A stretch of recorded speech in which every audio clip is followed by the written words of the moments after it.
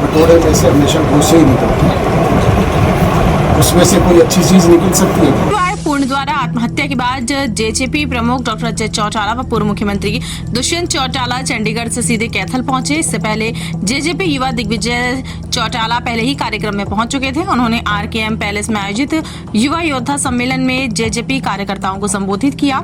युवा प्रदेश प्रधान महासचिव राजू पाई, जिलाध्यक्ष अवतार चिका व कैथल हल्का अध्यक्ष संदीप गढ़ी सहित अन्य नेताओं ने अपने वरिष्ठ नेताओं का स्वागत किया और कहा कि आने वाला समय जेजेपी पार्टी का है। जेजेपी नेता डॉक्टर अजय चौटाला ने पत्रकारों से बातचीत की। उन्होंने सरकार द्वारा पेंशन बढ़ाने, वाई पूर्ण की मौत, सरकार की जांच, किसानों के मुद्दे, अभय चौटाला व उसके बेटों के बयानों का जवाब भी दिया। देखिए पूरा वीडियो। निरंतर ये कार्यक्रम हमारे पूरे प्रदेश में चल रहे हैं। अब तक 12 जिलों में कार्यकर्ताओं की मीटिंग और युवा योद्धा सम्मेलन आयोजित हो चुके हैं। इसी तरीके से ये सिलसिला 22 के 22 जिलों में चलेगा। पार्टी के संगठन को प्रभावी और मजबूत बनाने के लिए, नौजवानों को अपनी पार्टी के साथ जोड़ने के लिए ये मुहिम शुरू की गई। पहले युवा जोड़ो अभियान के नाम से पूरे प्रदेश में दिग्विजय ने कार्यक्रम किए और अब युवा योद्धा सम्मेलन आयोजित किए। अभी तो चुनाव दूर है, चुनाव से पहले हम अपने संगठन को प्रभावी और मजबूत बनाने का काम कर रहे हैं। सरकार की बेकायदगियाँ जो है वो लोगों के सामने लेकर के जा रही है और इस तरह का माहौल प्रदेश में तैयार कर रहे हैं ताकि इन लोगों को कुर्सियों से घसीट करके लोग उतारने का काम है। मैं उस पर कोई प्रतिक्रिया नहीं देना चाहता। कटोरे में से हमेशा घूसे ही निकलते हैं, उसमें से कोई अच्छी चीज़ निकल सकती है। चाहे उनके बेटे बोले, चाहे वो खुद बोले, वो हमेशा इसी तरह की तल्ख भाषा इस्तेमाल करते हैं लोगों को बेइज्जत करने का। जननायक चौधरी देवीलाल जी ने जो बुढ़ापा पेंशन सम्मान पेंशन के रूप में 100 रुपये शुरू की थी, उसमें कोई कटौती नहीं कर सकता, उसमें बढ़ोतरी तो कर सकता और निरंतर इसमें बढ़ोतरी होगी। आप निश्चित मान करके चलें, जो कोई कमी रही है उसे 5100 तक करने का काम भी हम करें। एक SIT का गठन हो गया, मुकदमा दर्ज हो गया। मुकदमा दर्ज होने के बाद इन्वेस्टिगेशन होती है। मैं सरकार के मुखिया से पूछना चाहूँगा, पिछले 7 दिन से किसी एक आदमी को आईओ ने बुलाया हो, किसी का बयान दर्ज किया हो, किसी को इन्वेस्टिगेशन में शामिल किया हो तो आप पीड़ित परिवार को रोजाना झूठे आश्वासन दिए जाते हैं कि हम इंसाफ करेंगे, दोषियों को सज़ा देंगे। अरे देंगे कब भाई?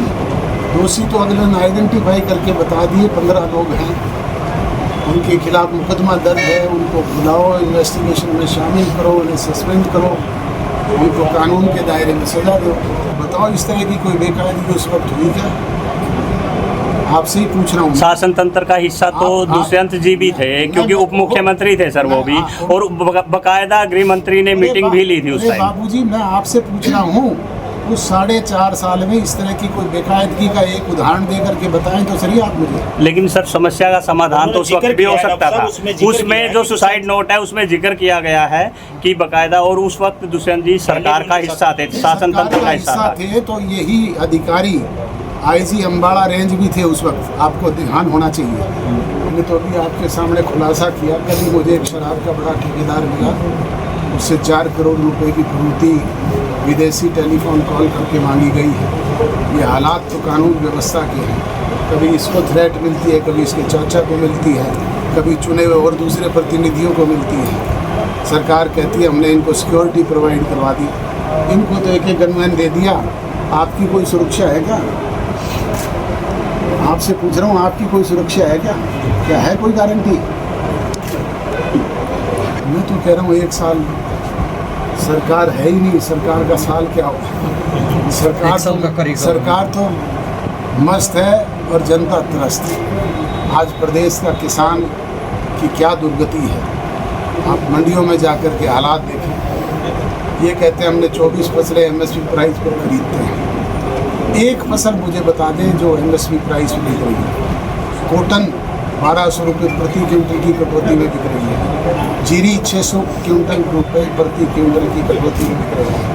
बाजरा 500 रुपये प्रति क्विंटल की कटौती में बिक रहा है। ये हालात किसान की फसल का है, उसको ना कोई समय पे उठान है ना भुगतान है। पहले हमारे शासन में जब हम शामिल थे 48 घंटे में किसान की पेमेंट उसके खाते में आती थी नहीं आती थी, और आड़ती को उसकी दामी भी मिलती थी। आज पूछ लो आड़ती को उसकी दामी मिलती है क्या, किसान को उसकी फसल का दाम मिलता है क्या? दावा करने से थोड़ा ही होता है भाई, रियलिटी लोगों से पूछो ना। सड़कों पे लोगों से पूछो, लोग कहीं सड़क की बंदी पे गेट पे धरना दे करके बैठे हैं, कहीं जीरी के एक घेरी के अंदर 3-3 तरह के मॉइस्चर निकाले जा रहे हैं। हम उस परिवार के दुख में सांत्वना प्रकट करने के लिए उनकी सारी बात को सुना, समझा। हम तो पहले दिन से कह रहे हैं कि इस मामले में इंसाफ हो, इसकी निष्पक्ष जांच हो। जो भी दोषी लोग हैं, चाहे वो कितने ही बड़े प्रभावी लोग हैं, उनको कानून के दायरे में सज़ा मिलनी चाहिए। भाई मैंने कहा ना, हटाया है, किसी को इन्वेस्टिगेशन में शामिल किया है क्या 7 दिन में? किसी आईओ ने किसी को बुला करके बयान दर्ज किए हैं क्या? ये उस परिवार की व्यथा है जो उन्होंने हमें बताई है।